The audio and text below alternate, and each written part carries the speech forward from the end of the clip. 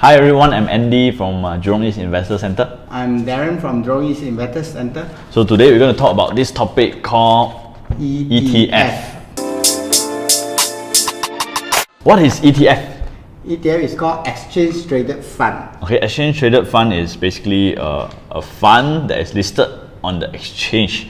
So basically usually people compare this, the closest thing to compare with is called unit trust. Unit trust, yes. Okay, so unit trust is usually what people buy first, and then after that, eventually they realize there's this thing called ETF. So between, what's the similarity between unit trust and ETF? First thing. First thing, ETF and unit trust is just something like there's a collective investment. It's everyone put money to a fund manager, where the fund manager will buy a basket of either stocks or bonds or commodities. Okay. Like all this type of product together and put it under and then after that there's an NAV price where people can invest in. So when we buy a unit of unit trust, or we buy a unit of what we call a ETF, we are actually buying one unit of the collective investment. Yeah. Okay, so the main difference between unit trust and ETF, what's the main difference? The main difference is ETF you can trade on the exchange. I mean, you can place a price, you can trade like a stocks. While unit trust, you can't trade like a stocks. Okay, so basically in ETF, right, you can actually buy from the exchange, you can buy from like SGX. Yeah. So let's say the most popular ETF in Singapore. The STI ETF. STI ETF. So I believe everybody is quite familiar with this STI ETF. If you have been trading for 1-2 years, investing for 1-2 years, at least you would hear about this thing called the STI ETF. So basically, let's take an example of a STI ETF. So what is STI ETF all about? Okay, STI is just consists of a basket of 30 stocks because they just copy the STI index. Okay, the Straits Time Index. Straits Time Index. You know the Straits Time Index got 30 stocks. So but we can't buy the index. As an investor, you can't buy that. And you say you want to invest, if you want to invest the 30 stocks, it will cost you a bomb to get all the 30 stocks. That's why this STI ETF is that it plays a minimum amount, maybe 1,000 units is only cost you currently about 3,000 plus. Then you can have own 30 stocks. Okay, so example, right? If you want to spend 1,000 to buy one stock in STI. Okay, so if there's 30 stocks, you probably have to come out with 30,000 to buy all these different stocks. Correct. And it doesn't make sense for you to buy less than 1,000 or buy $500 on each stocks.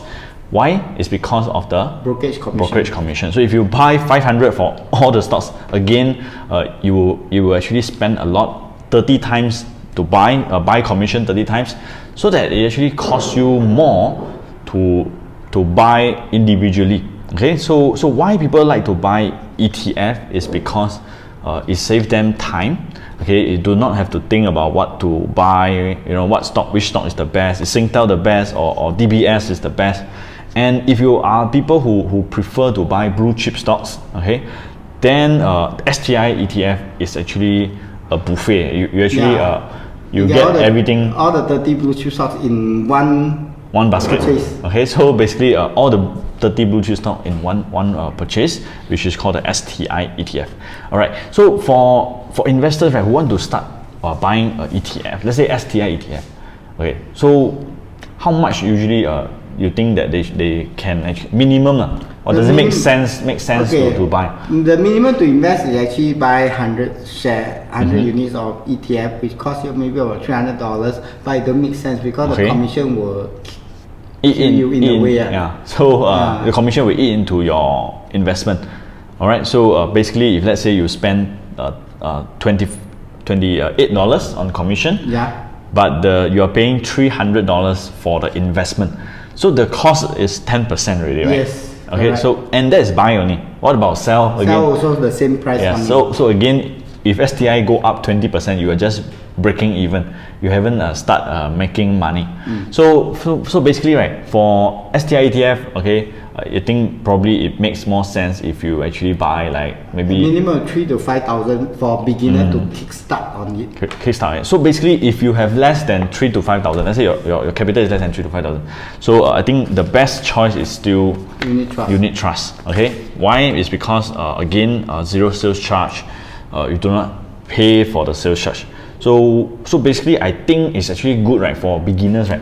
they actually accumulate their money in unit trust first. Correct? And So they accumulate their money in unit trust first, and then after that, oh, they got 3 to 5,000. They want to buy ETF. They can sell away because unit trust zero sales charge. You sell away also, it doesn't cost you anything. So you after that, what you do here is if you want to buy ETF, you can actually still buy ETF, right? Yes. However, because some of unit trusts, let's say you want to buy STI ETF, some of the unit trusts, they are also invest only on Singapore equity stocks. And you go to a closer look, actually quite a number of the unit trusts actually perform better than the STI ETF. Okay, so again comparing like unit trust and ETF. Okay, comparing unit trust and ETF is the reason why people buy unit trust is because they want to outperform the market. The market. Okay, the reason why people buy ETF is just to perform as per the market. As per the market. So ETF, right, is basically when the fund managers buy the stocks, right, they buy accordingly to the index component weightage. Yes. Okay, so they buy the index component according to the weightage. So their job is to go as close as actually it's follow the market exactly. Yeah, of course there's some minor tracking error. Yes. But it practically when the market go up 10%, your ETF will go up 10%. Yes. But when the market down 10%, your ETF will also down 10%. Yes. Okay, so the next question here, right? Okay, because both of these ETF and unit trust is a very a bit of similarity. Okay, the question here that a lot of people also ask is when market is going into a bear market, okay, when market is going into a bear market, is it okay to buy ETF or unit trust? When market is going to a bear market, we ask client to actually step aside first, wait for it to be more clearer, then you start to enter. You don't want to catch a falling knife. Okay, don't want to catch a falling knife. So again, also same thing. Okay, but however, when market is at the bottom, then you may want to pick on a better performing unit trust, or you feel that the certain market that you feel that is bottom, you may want to buy the ETF. Okay, it's actually more of a personal preference. Personal preference. Okay, so again, over here, like some people also ask for ETF, for unit trust, you know, is it more suitable for short-term investing or long-term investing? Okay, for unit trust and ETF, because you are buying a basket of stocks or even bonds, so usually our client usually need to look for mid to long term.